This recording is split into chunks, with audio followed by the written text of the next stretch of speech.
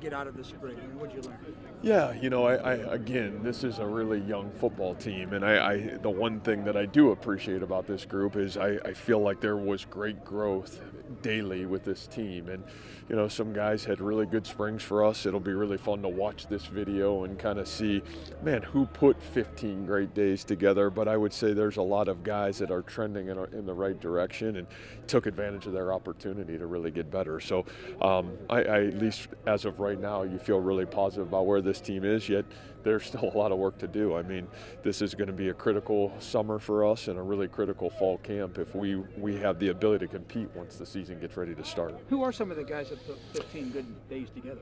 Yeah, I think a guy like Tavon Kyle, who's been a veteran player in our program, and man, has had as good of a January through where we are right now as I've ever seen from him. A highly talented young football player, and a guy that's earned the right to be mentioned. I think when I think of guys like Trevor Downing and Tyler Miller, man, two guys that have just had phenomenal off seasons and really had 15 great practices. I think Hunter has really had a great spring. Really proud of what he's done and the operation that he's been able to have. So Jairo Brock's a guy that's really continued to show up and been really consistent. So those are some guys, when you talk about just guys that really maybe at the top of your head have really had great springs for us. But there's probably some other guys that I'm missing, but at least those guys would be noteworthy right now. You mentioned Hunter. Was there a checklist of things you kind of wanted to see from him as he gets into this role, or was it just how's he going to go about doing it? No, I think when you have such turnover, especially at the quarterback position, I think every day the checklist of what we're trying to get accomplished starts at the quarterback spot. And man, how many adverse situations can you put him in? How many different players can you put around him to see can he bring those guys up with him? And then how many situations, man, coming outside and playing in this environment, man, some 2-minute situations throughout spring, putting him in some tough spots and forcing him to work through those things. Man, I'd rather him have tough days and work through hard right now than I want to see him have to work through hard come the fall. So, I think the checklist starts at the quarterback spot for us. You guys lost 8 starters off the defense last year. Did you see anybody in these 15 practices really kind of jump into that leadership role? Yeah, well, we're fortunate to have guys like Will McDonald, Orion Vance, Anthony Johnson, who have been elite starters here for a long time. Gary Vaughn started a bunch of football games for us. Isaiah Lee started a bunch of games for us. So whatever that number is, that's kind of like a fake number a little bit. But we've had a lot of guys that have played a lot of football on defense, but we're fortunate to have some kingpins that have been a staple of what the expectation and standard is on the defensive side of the football, and they've done a great job leading the way for us. Do you focus on conditioning at all when you're out here in this type of weather in mid-April? Yeah, I think the conditioning part, and you got to remember, prior to this, you do a winter conditioning, which is meant to be hard and challenging, and I think that's where you start to see a team come together.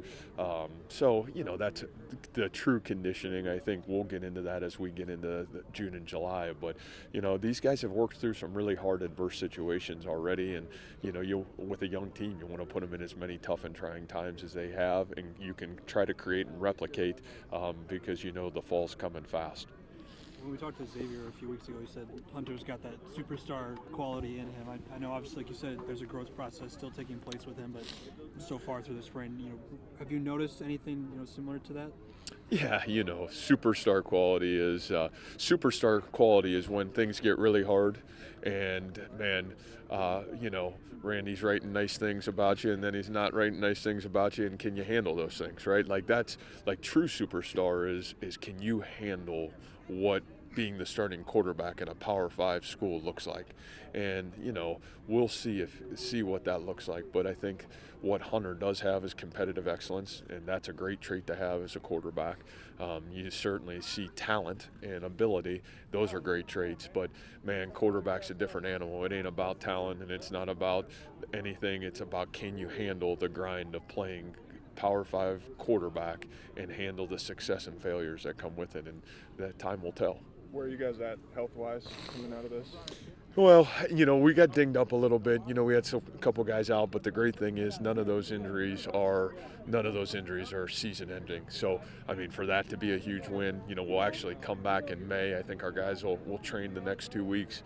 We'll have about 3 weeks off, and then we'll start probably mid-May, May 23rd, I think, back. And, the positive is we'll have everybody at full strength. So I think that is a huge win for us. And, when you practice like we practiced over the course of the last couple weeks, you're going to have some guys get dinged up. But the fact that, from a health standpoint, the majority of our guys, and really I expect us to be 100% healthy come then, I think that's a huge win for Iowa State football. What are you Will hearing McDonald one of those too, or was he? No, he's fine. Okay. We're just kind of seeing who else can play a little bit today. But yeah, Will's fine. What are you hearing from the NFL people about Brees?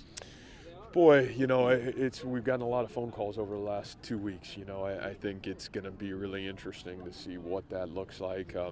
I would just say this. I think my most appreciation for what they're saying about Brees is how he's handled himself through the interview process, how he's handled himself in terms of, getting on the board with different teams and all those things. So I think Brees is, Randy, from the combine to what he did at Pro Day to really how he's interviewed, Brees has done everything he needs to do to put him in the best position for Brees Hall. And, I know Brees is going to be ready no matter what that situation occurs come draft time, but I think he's in a really great spot. I asked Kuiper this yesterday. I want to ask you the same thing. Brees will be your third, at least, running back over in the last 5 years, 6 years drafted. Yeah. Going back to Kareem. Yeah. Why? What is it? Is it something in Campbell water or something? Or? Yeah, I don't know. I think, sometimes that's a little bit of luck too. I do think we know what we're looking for at tailback.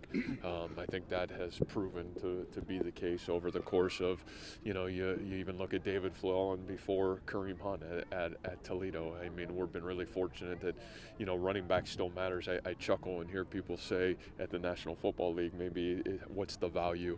Boy, I think we've learned the value of a great tailback can be huge, and so to me that position in our world is really important, and I think we at least know what we're looking for. And sometimes when you've had some of those guys, you know what those traits look like and what you're trying to compare to from a high school videotape to translate to a college videotape. What did you see from your early enrollees during the spring?